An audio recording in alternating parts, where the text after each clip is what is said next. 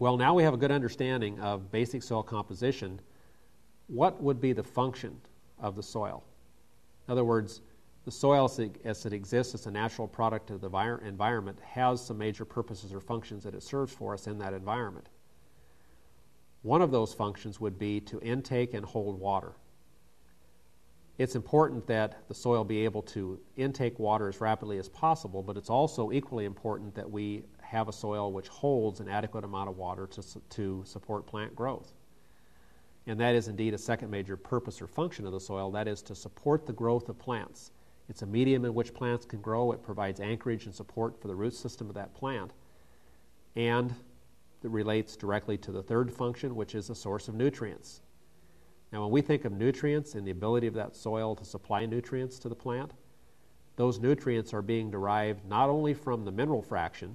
As minerals weather and develop or change in the soil, we have nutrients that are found that are becoming available, such as magnesium, calcium, iron, etc.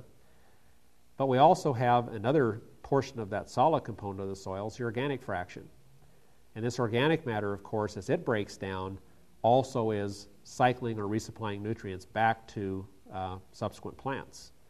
Of course, much of those nutrients were at one point in time taken up by plants, and then as they died and returned to the soil, they become a part of that organic fraction. That material is broken down, and nutrients that were utilized for the growth of one plant can then be taken up or recycled and utilized for growth of subsequent plants. So that third major function then is to provide a source of nutrients for plant growth. Another important function of that soil, of course, then is to provide a place for the microorganisms to live. We are very dependent upon these microorganisms in the soil to break down that organic material, and they also, to a certain extent, play a role in the breakdown of the mineral matter in the soil as well. So these microorganisms, some of them indirectly and some of them directly, are also helping to provide nutrients to the growth of those plants and really serve as a place or a location for us to get organic materials broken down and recycled. Now, it's not only the breakdown of this organic material, but one of the types of materials that are often used in agriculture are pesticides. And these pesticides, although man-made materials, are still looked upon by the microorganisms in the soil as an organic compound. And as such, they begin a degradation process as soon as they're added to the soil. So breakdown or degradation of these man-made materials, whether they're a pesticide or whether they're another type of man-made material, is another important function of that soil that depends very heavily upon the microorganism life and overall quantities and quality of those microorganisms that exist in the soil. So we do need to think of this soil as a living entity, not only in that it's supporting the life of the plants above the soil, but it's also supporting the life of microorganisms within the soil, some of which are plant in origin and others of which are animal. And this allows us to count or rely upon that soil to serve as a site of degradation of man-made materials, be those pesticides or other types of materials that may find their way into our soils. So these are very important functions of the soil, and what we're going to be looking at in the next unit of this class is general overall view or characteristics of the soil, which we determine by examining the soil profile. Now, you also have a laboratory in this course which deals with soil profile and soil development, and this will support this brief introductory lecture, which will begin at this point in time.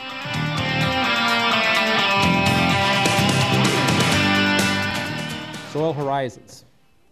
Soils are classified or identified and recognized based upon the development of horizons in the soil profile.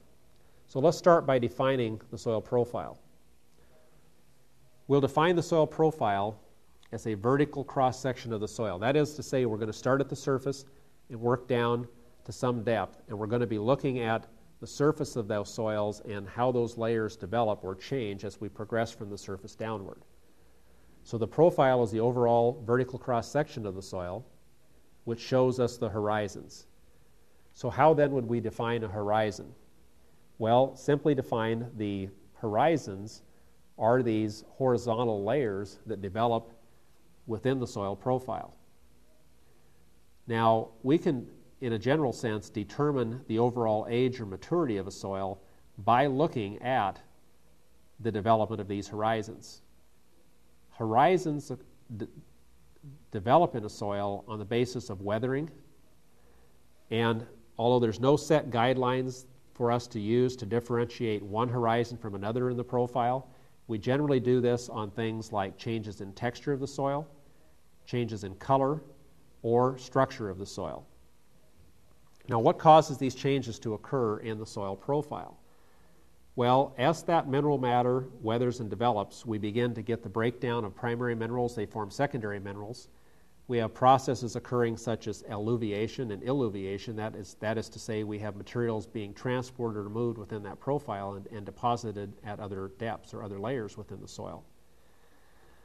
Occurring at about this same time is going to be the growth of plants, and as plants grow, they begin to deposit some form of residue or debris on the surface of the soil as they grow and die, and this then will contribute to the overall accumulation of organic matter in these surface horizons.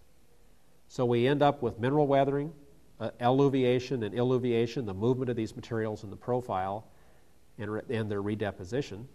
And we also end up with the growth of plants.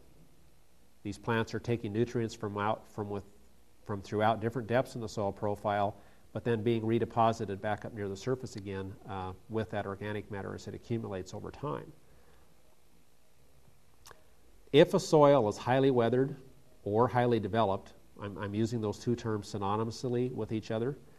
So as we increase the degree of weathering or development in a soil, we expect to see a greater number of these horizons in the soil profile. We also expect to see more differentiation or distinction between one layer or one horizon in the soil and the next. So we've got the development of these horizons. The more distinct they become, the greater the number of these horizons become in the soil profile, the assumption that we can make that soil is more highly weathered or more developed than soils which do not either show distinct horizons or soils which show a very low degree of horizon development. When we get ready to look at the horizons within the soil and use that from a classification standpoint, there are really two types of properties that are involved in classifying soils based upon this development and the profile characteristics. Those two types of properties are referred to as inherited and acquired properties, respectively.